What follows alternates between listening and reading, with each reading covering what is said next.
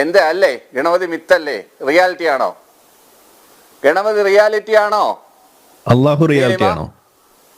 അങ്ങനെ ഞാൻ ആരാണെന്ന് എനിക്കറിയാമോ? താൻ എന്നോട് ചോദിക്ക്. അപ്പൊ തനിക്ക് ഞാൻ പറഞ്ഞു തരാം. ഗണപതി മിത്താണ്, സമ്മതിച്ചു. അള്ളാഹു മിത്താണോ? അള്ളാഹു മിത്താണോ? അതുകൂടി അങ്ങ് പറഞ്ഞോ നമുക്ക്. ചില യുക്തിവാദികൾ എവിടെയോ എന്തോ ഒരു തകരാറ് പോലെ. സംബന്ധിച്ചിടത്തോളം അള്ളാഹു നിങ്ങളെ സംബന്ധിച്ചാണ് ഞാൻ ചോദിച്ചത്. യുക്തിവാദിയല്ല, അതുകൊണ്ട് ഞാൻ അങ്ങനെ പറയുന്നില്ല. അപ്പൊ ഗണപതി മിത്തായത് നിങ്ങൾ യുക്തിവാദി അല്ലാത്തത് കൊണ്ടാണോ? ഈശ്വര, ഇനി എന്ത് ചെയ്യും? ആലോചിച്ചിട്ട് ഒരെത്തും പിടിയും കിട്ടത്തില്ല. അഭിപ്രായത്തിനോട് കുറിച്ച് പറഞ്ഞതാണ്. നിങ്ങൾ കാര്യം പറയൂ, നിങ്ങൾ പറയൂ. ഗണപതി മിത്താണെന്ന് നിങ്ങൾക്ക് പറയാൻ ഒരു സംശയമില്ല, ഒരു ശങ്കയുമില്ല. ഒന്നുകിൽ അള്ളാഹു മിത്താണോ അല്ലേ? വിഷയം മാറ്റല്ലേ? എന്തെങ്കിലും പ്രശ്നമുണ്ട്. വിഷയം മാറ്റല്ലേ നിങ്ങൾ?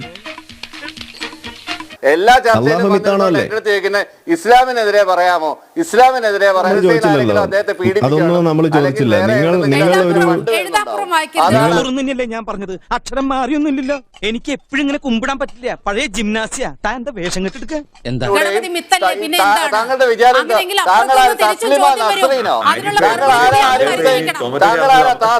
കളസങ്കീറിന്ന് മനസ്സിലായി. ഇനി ഞാൻ കുറച്ച് കാര്യങ്ങൾ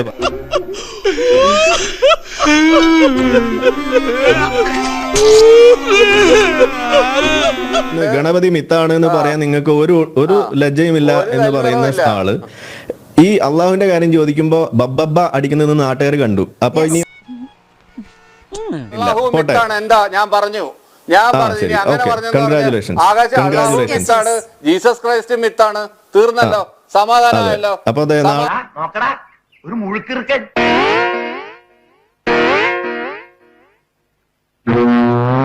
അതെ, അല്ല ഇപ്പൊ ഞാൻ അള്ളാഹു മിത്താണെന്ന് പറയാൻ എനിക്ക് ആരോ ഫണ്ട് ചെയ്യുന്നാ പറഞ്ഞത്. അപ്പൊ നിങ്ങൾ ഇപ്പൊ അള്ളാഹു മിത്താണെന്ന് പറഞ്ഞ് നിങ്ങൾക്ക് ആരെങ്കിലും ഫണ്ട് ചെയ്തിട്ടാണോ?